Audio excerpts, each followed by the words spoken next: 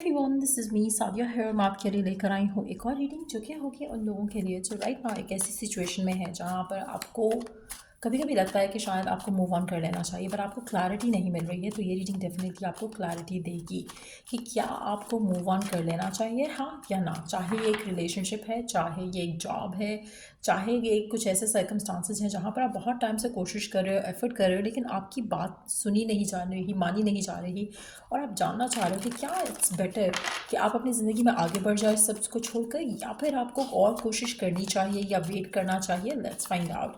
Reading शुरू करने से पहले रिमाइंड करवा दूं कि ये एक जनरल रीडिंग है। अगर आपको पर्सनलाइज्ड रीडिंग लेनी है तो रीच आउट कर सकते हो। ईमेल आईडी डिस्क्रिप्शन बॉक्स में गिवन है। सो लेट्स सी कि क्या आपको मूव ऑन कर लेना चाहिए, हाँ या ना। क्या आपको गिवन सर्कमस्टांसेस में मूव ऑन कर लेना चाहिए, हाँ या ना।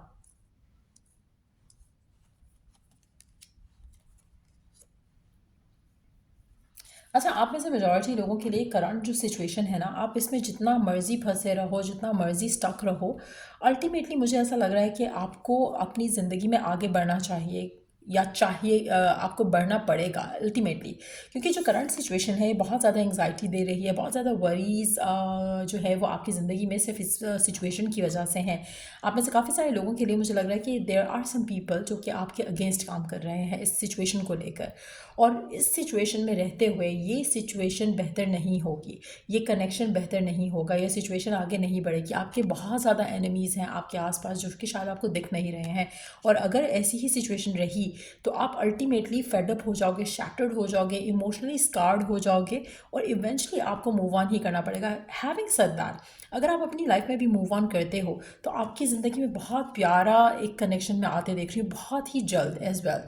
आप में से कुछ लोगों के लिए हो सकता है कि आपके पास ऑलरेडी ऑप्शंस हो, आपके पास ऑलरेडी चॉइसेस हैं, बट स्टिल आप इस सिचुएशन को वर्क करना चाह रहे हो, आप इस करंट कनेक्शन को वर्क करना चाह रहे हो, लेकिन अल्टीमेटली ये मैटर जो है वो आपके हाथ से स्लिप अवे हो जाएगा, और कहीं ना कहीं आपको धचका जो है वो इस सिचुएशन में ज़रूर लगेगा। क्योंकि मुझे लग रहा है कि ये जो कनेक्शन है, जो आपके करंट डिस्प्यूट्स हैं, इश्यूज़ हैं, प्रॉब्लम्स हैं, ऑब्स्टिकल्स हैं, ये लोगों के क्रिएट किए हुए हैं, और उससे आपका रिलेशनशिप इन्फ्लुएंस हो चुका है।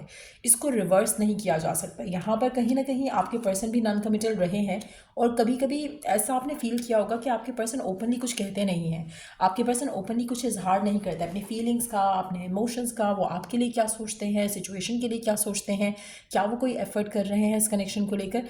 आपको ऐसा कुछ भी नहीं दिख रहा है यहाँ पर। आप में से कुछ लोग, ऐसा भी हो सकता है कि आप एक मैरिड पर्सन के साथ डील कर रहे हो, और इसीलिए पर्सन जो है वो नॉन कमिटल है, वो आपको कमिटमेंट नहीं देगा, वो आपके साथ सीरियस नहीं होगा, वो आपके साथ रिलेशनशिप आगे नहीं लेके जाएगा, और कहीं ना कहीं आपको एंग्जाइटी में रखेगा कि आप स्टक रहो उसके साथ, but at the same time without any clarity, without any commitment.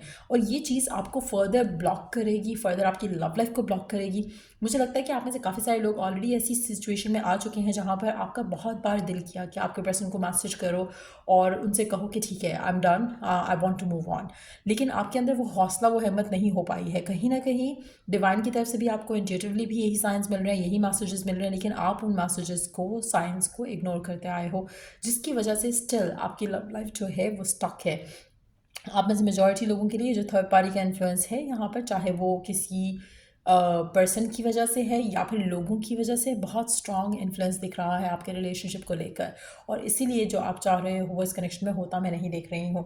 Majority लोगों के लिए अल्टीमेटली आपको मूव ऑन करना पड़ेगा, चाहे आप चाहो या ना चाहो, अल्टीमेटली यही होगा।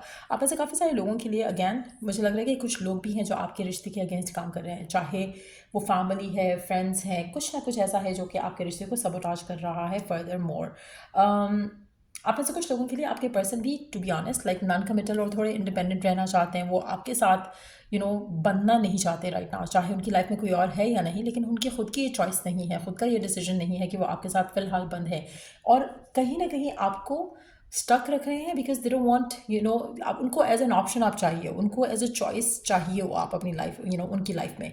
तो जिसकी वजह से आप बिला वजह अपने आप को, अपनी लव लाइफ को होल्ड कर रहे हो, आप आगे नहीं बढ़ पा रहे हो, और उसकी वजह से आपकी लाइफ में सिर्फ और सिर्फ स्ट्रेस और नेगेटिविटी ऐड हो रही है। आप में से कुछ लोगों के लिए मुझे लगता है कि जैसे ही आप अपनी ज़िंदगी में आगे बढ़ने का डिसीजन लोगे, जैसे ही आप इस इंसान से मूव ऑन करोगे, आपकी लाइफ में बहुत सडन चेंज आएगा। और मेजॉरिटी लोगों के लिए जो करंट पार्टनर है आपका, this is a comic person या आपका सोलमेट या आपका ट्विन फ्लेम नहीं है। Eventually you will move on, eventually आप इस इंसान से अपनी ज़िंदगी में आगे बढ़ोगे और आपकी लव लाइफ जो है वो बहुत अच्छी रहेगी, बहुत स्टेबल रहेगी, बहुत पॉजिटिव रहेगी। ये पर्सन जिसके साथ आप राइट नाउ स्टक हो, ये आपको बहुत ज़्यादा शैटर कर चुका है, बहुत ज़्यादा इमोशनली स्कार कर चुका है। लेकिन द गुड थिंग इज़ कि आने वाले इस टाइम में जो पर्सन आपकी ज़िंदगी में एंटर होगा, ये आपकी ज़िंदगी में लव को लेकर, रिलेशनशिप को लेकर एक नई होप ऐड करेगा। आप में से मेजॉरिटी लोगों के लिए मुझे लगता है कि ये पर्सन आपको ज़्यादा चाहेगा एज़ कम्पेयर टू कि आप इसको चाहोगे।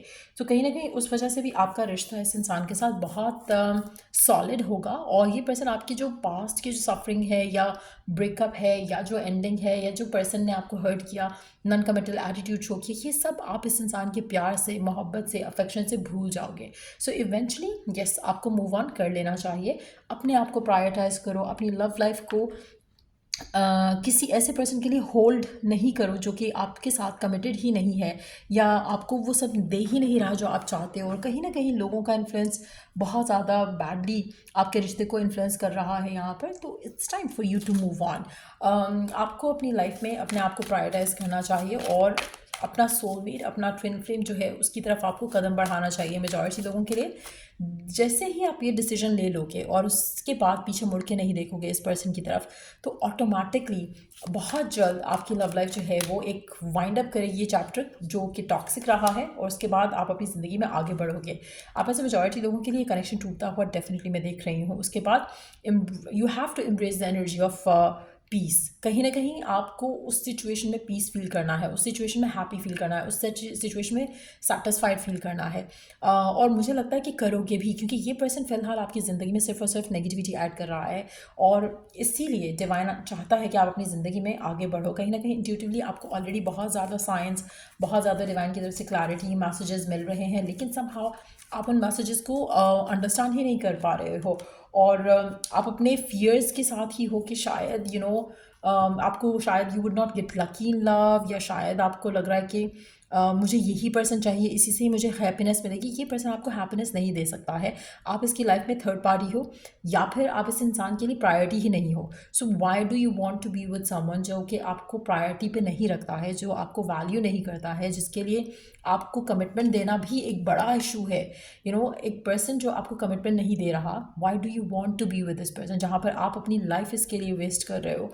आपको ये सब रियलाइज़ होगा और मुझे लगता है कि ये over the period of time होगा। ऐसा नहीं है कि मैंने आज आपको रीडिंग करके बता दी और आप एक्टिव हो जाओगे और आप सब कुछ करना शुरू कर दोगे जो कि आपको इस कनेक्शन से निजात देगा। लेकिन आप स्लोली बट श्योरली, जब आपका डिवाइन टाइमिंग के हिसाब से आपका टाइम आएगा, तो आप अंडरस्टैंड करके मूव ऑन करोगे eventually.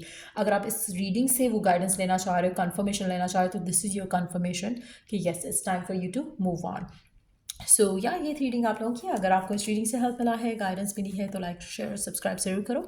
Till I do the next reading आप लोगों के लिए, टेक केयर, बाय।